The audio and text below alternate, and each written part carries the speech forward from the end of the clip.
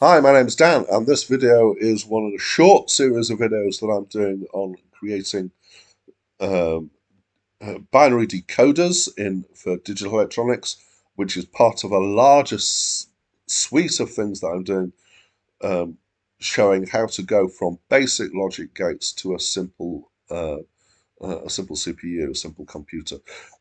So this set is about binary decoders, and we're up to a 2-bit binary decoder. So I'm using Digital Works. There's a link in the description below. Uh, you can get it for free, and it is software that allows you to simulate digital electronics. And in terms of the larger view of where we are and where we're going, there's a roadmap also down there in the description. So for a 2-bit binary decoder, we want two inputs, which is going to accept a binary number, and we want four discrete outputs, one for each combination of the inputs. And if you've done logic circuits from a truth table, and if you don't know how to do that, then I've got a video about that, so go look that up. Um, but yes, we need two inputs. But I'm going to start with one input, and I'm just going to put down a couple of tags. So you might have seen this kind of configuration before, which is to have a couple of lines, one for the case where the input is 1, and one for the case where the input is 0. And so we just use an inverter, otherwise known as a NOT gate. Lots of things are connected together, and I'm going to put another tag down the bottom for there.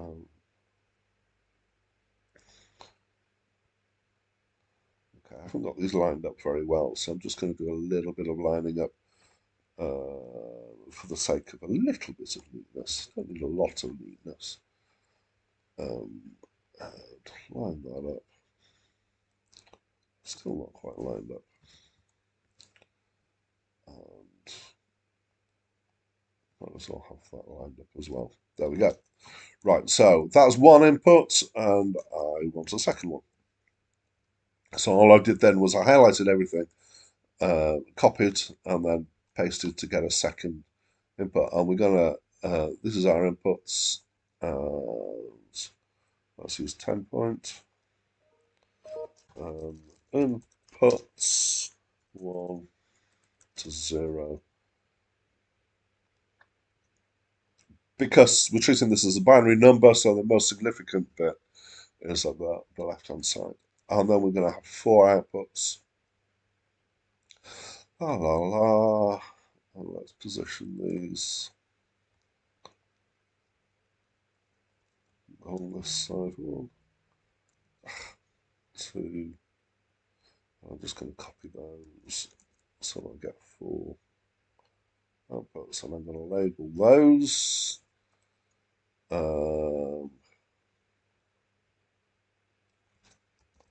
Outputs, and because these are discrete outputs, I'm going to reverse the order so it's 0 to 4. And I'm going to, which way around am I going to do them? Decide I'm going to do them that way around. Okay. So for each of these, I need a 2 inputs AND gate, and I'm going to represent each combination that's possible, pulling off these wires at the left-hand side. So for our 0 output has a binary input 0, 0. I find it easy relatively easy to remember which of these lines that I want. So this is the line for when the most significant bit is 1, and this is for when it's 0 because it inverts. And I find it easier to remember because there's a little blob on there which tells me this is the 0 line and this is the 1 line. So it's like a 0 and a 1. You can see next to each other. So 1, 0, 0 here, and it's not going to quite connect, is it?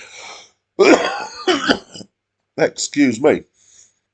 I'll delete that. This is not connecting as I want because we've got the size of the NOT gate itself to take into account, so it's not quite into wire at that point. So what do we want? 0, 0. Ha, and I've done this in such a way that they're not quite lined up. And again, I'm just going to be fussy. No, I don't want the template editor. I want to get rid of that.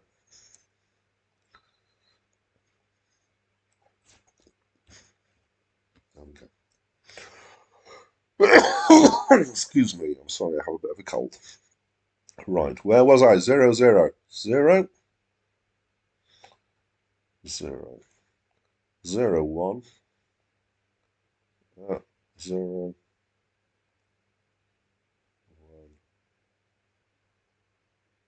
1, 0.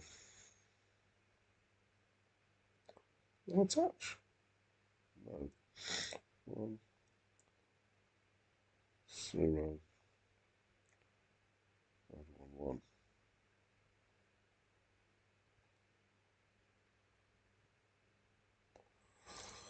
I'm going to wire those up to the outputs.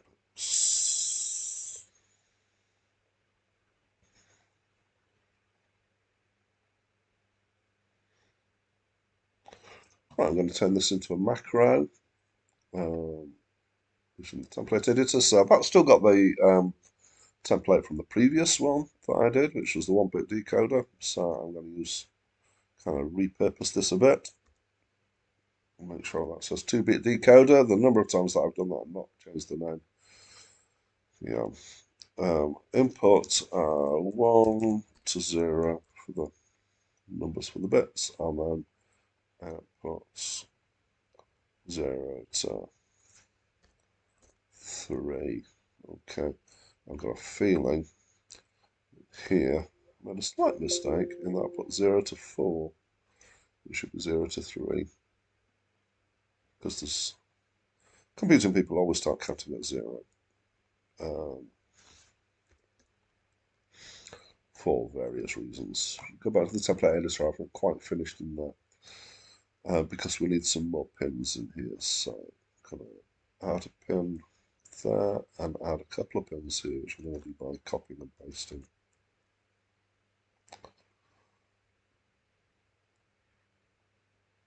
That's going to get moved up so that it's a bit neater, and similarly with this. There we go. Now we need to wire these together. Excuse me. So if you haven't done macros before in Digital Works, you need to work out how to do that. But we've got their inputs, and there's input 1, and I'm just going to go through this process, but I'm going to speed it up so that you don't have to watch me do all of it at normal speed.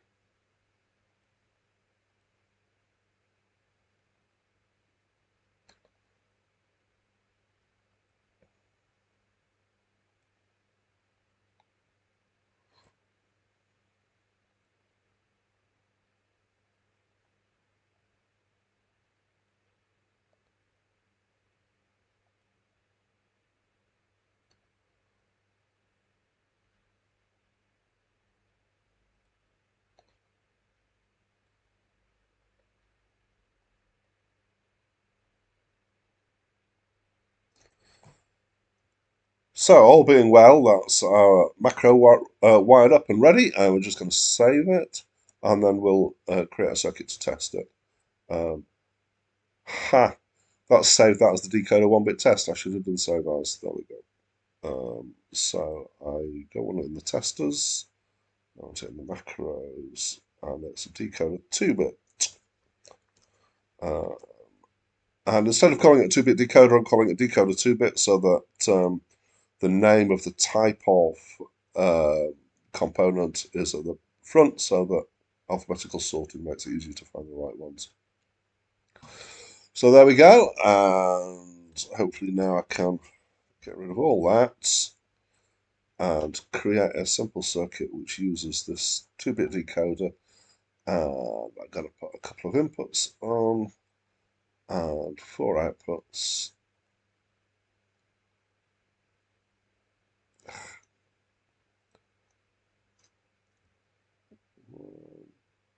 2, 3, 4. I'm really trying not to worry about neatness. Attach these together. I will hopefully going to demonstrate that our binary input turns into the 4 discrete outputs.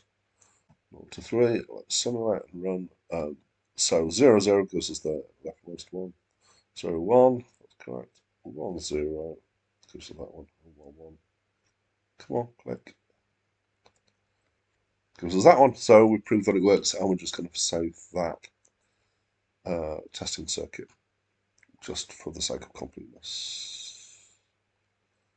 We'll call it a decoder 2-bit test. So that's the 2-bit decoder. And excitingly, in the next video, we're going to do a 3-bit decoder.